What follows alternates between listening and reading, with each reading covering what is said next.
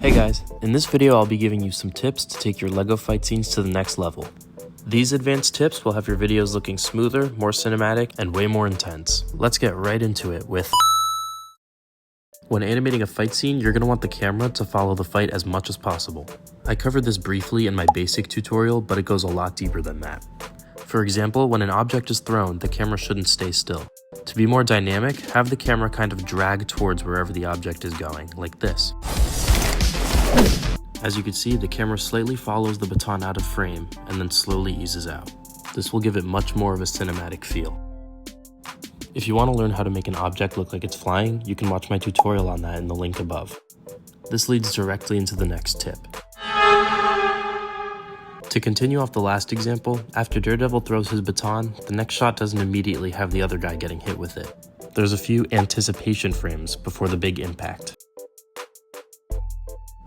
Speaking of impact, I like to add camera shakes to my video depending on how big a punch or landing is. When Tombstone hits the wall in this scene, you can see the camera moving up and down to convey the shaking effect. Just don't make it too intense. The next tip is something I struggled with for a while, but once I got the hang of it, my videos immediately improved.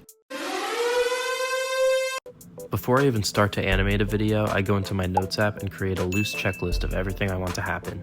Not everything ends up making it to the final cut, but it's a good way to plan it all out. Once you have that ready, it's time to animate. I try my best to incorporate lots of different fighting styles, and not just punches and kicks. I like to give the characters guns, melee weapons, and other stuff to make it more interesting. It's also important to make sure the fight flows smoothly, like in this scene where Daredevil is going back and forth fighting between two henchmen. He starts by blocking a hit, then punching one of them away, then doing a backflip kick all in one motion. If you separate the choreography too much, it won't look very natural. Now for a more specific tip. So if a minifigure hits a wall, for example, the worst thing you could do is make it look flat. Realistically, they would bounce off of it and onto the ground. I also like to give them a ragdoll effect, like in this scene where as the figure slides back, his legs move up and bounce back down as he stops. Okay, now we're gonna get really specific.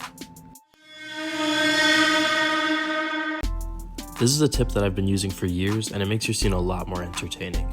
A multi-stage weapon is any weapon that can transform or be used in multiple ways. Daredevil's batons are a great example of this, because in my video, I have them retracting into a staff, grappling, and jamming into the ground to allow for a spin kick. Your videos become the most entertaining when you get as creative as possible. The last tip I'll be talking about today is posing.